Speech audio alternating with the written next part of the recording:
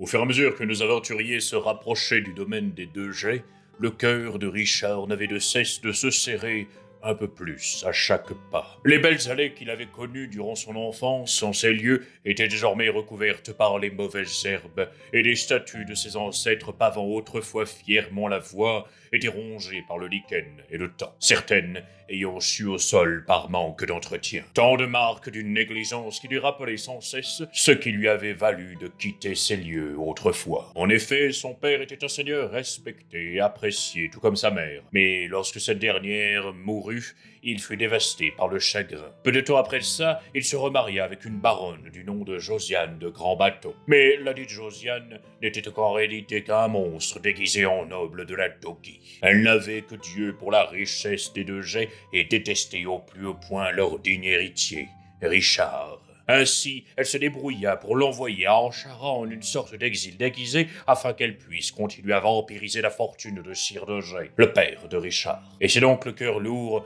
que le fils prodigue était en train de revenir à la maison. Arrivons alors dans la cour du château négligé, la petite troupe croisa la route d'une servante qui, non sans une profonde émotion, reconnut Richard et fondit en larmes en lui annonçant de bien terribles nouvelles. Son père, Sir Dogé, n'était plus de ce monde depuis déjà quelques mois. Dame Josiane, n'ayant pas pris le soin d'annoncer cette affreuse nouvelle dans sa vilainie et sa méchanceté, à Richard, le pauvre fils éploré. Terrassé par une si affreuse nouvelle, Richard n'eut pas le temps de verser de nombreuses larmes alors qu'une voix grinçante qu'il connaissait, hélas que trop bien, se mit à vociférer depuis la porte du château. Tiens, mais ne serait-ce pas le fils de ce raté qui s'en revient en ces lieux? Je te croyais en Anchara, petit impudent. Hors de ma vue! En tant que veuve, je possède tout en ces lieux, et tu ne pourras rien y faire. Clama ainsi Josiane, bien entourée par 3 gardes du corps lourdement armés, tous marqués du sceau des chevaliers renégats. De bien mauvaises personnes ayant renié le code des chevaliers pour ne veiller qu'à leurs propres intérêts, offrant leur service aux plus offrants.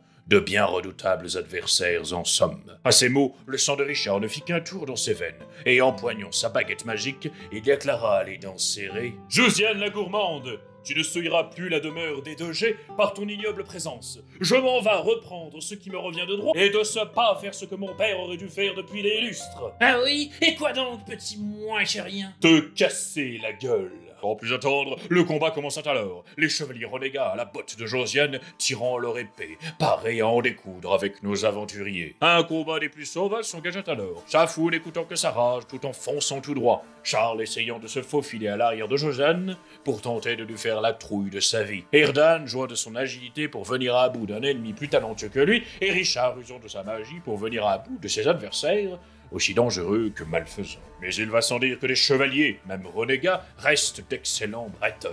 Et même avec toute la stratégie, la bonne volonté de nos aventuriers, le combat commençait à tourner sauvagement au vinaigre pour ces derniers. Mais c'est alors que Richard, enflammé par la rage, déchaîna une déferlante de magie sous la forme d'un rayon incroyablement puissant qui emporta un des chevaliers ainsi que la façade de la demeure des 2G, bloquant le passage vers l'intérieur, là où Josiane s'était repliée en compagnie des autres chevaliers restants et blessés. La poussière retombant alors sur les lieux, c'est alors que nos amis entendirent le bruit d'une carriole à l'arrière de la maison. Josiane prenait la fuite. Oh, la lâche! Hélas, il était bien trop tard pour attraper le dit attelage, seulement à pattes. Mais c'est alors que Richard eut une idée fabuleuse et audacieuse. Il courut alors avec Chafou sur une petite colline à côté du château, et une fois au sommet de celle-ci, il transforma l'usage de l'un de ses sorts, qui était initialement prévu pour ériger une cage autour d'un adversaire, mais qui transforma alors en sphère, s'enfermant à l'intérieur.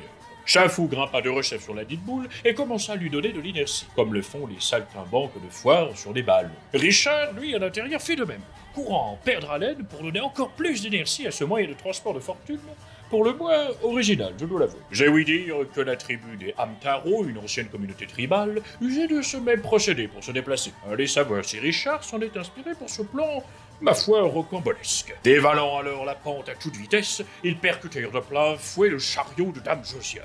arrachant la moitié de ce dernier dans un fracas de bois brisé. L'affreuse belle-mère se raccrocha alors de justesse à la boîtier de la carriole, traînée ainsi par son seul moyen de fuite. Perdant au passage toutes les possessions qu'elle avait volées, bijoux et autres robes, disséminées à même le pavé au gré de ses vociférations, promettant qu'elle se vengerait de pareilles humiliations. Ainsi Richard accomplit ce qu'il avait annoncé tantôt. Il avait pouté Josiane la gourmande hors de son domaine familial et avait repris ce qui lui revenait de droit, bijouterie comprise. La demeure et l'honneur des deux jets étaient saufs. J'ai par ailleurs ouï dire que Dame Josiane, dans sa fuite on ne pouvait plus catastrophique, traînée par son sérieux, passa non loin du village affilié à la seigneurie des deux jets. Je dois vous avouer que les villageois ne ratèrent pas l'occasion de lui balancer quelques tomates et choux, de telle sorte à en rajouter un peu à la cuisante humiliation de la susnommée, histoire qu'elle n'ait pas l'envie de revenir de sitôt. Et à ce qu'il paraît, les villageois ont aussi inventé une petite chanson pour l'occasion.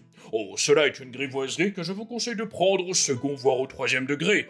Elle manque de classe et de poésie, j'en conviens. Mais je veux bien pardonner pareil manque d'étiquette. Allez, pour cette fois. La grosse Josiane qui avait trop bouffé, elle qui croyait s'emparer des deux G. C'était sans compter Richard fils exilé, il est revenu pour la marabouter. Il a botté son cul hors de la contrée, et tous les habitants l'ont vu s'échapper, avec la fève au ventre traînant sur les pavés. Honneur au conducteur qui a dû en suer, ce fut ta dernière Josiane la